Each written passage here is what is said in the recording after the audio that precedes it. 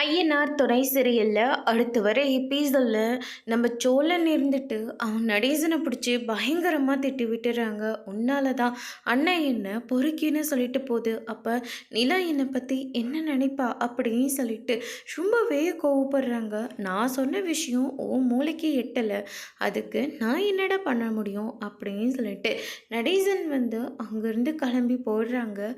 அதுக்கு அடுத்ததாக பார்த்தீங்கன்னா நிலா வீட்டுக்கு வராங்க. சேரன் இருந்துட்டு, "எம்மா நிலா என்னம்மா சாப்பிட்ட? நான் ஏதாவது உனக்கு போட்டு எடுத்துகிட்டு வரட்டுமா?" "இல்லைண்ணே எனக்கு வேண்டாம்" அப்படின்னு சொல்லிட்டு உள்ளே போகிறாங்க. போயிட்டு அவங்களுடைய லக்கேஜ் எல்லாம் எடுத்துகிட்டு வெளியே நிற்கிறாங்க.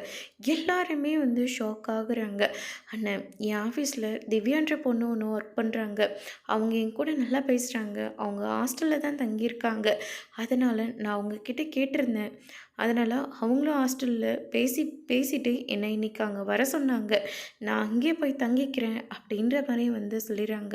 "அண்ணி, நீங்கள் இங்கேருந்து போயே ஆகணுமா?" அப்படின்னு சொல்லிட்டு பல்லவன் கேட்கவும், அதுக்கடுத்து தான் சேரன் இருந்துட்டு, "நிலாவுக்கு இங்கே இருந்தால் பாதுகாப்பாக இருக்காது, அவள் ஹாஸ்டலுக்கே போட்டோம்" அப்படின்ற மாதிரி சொல்லிடுறாங்க.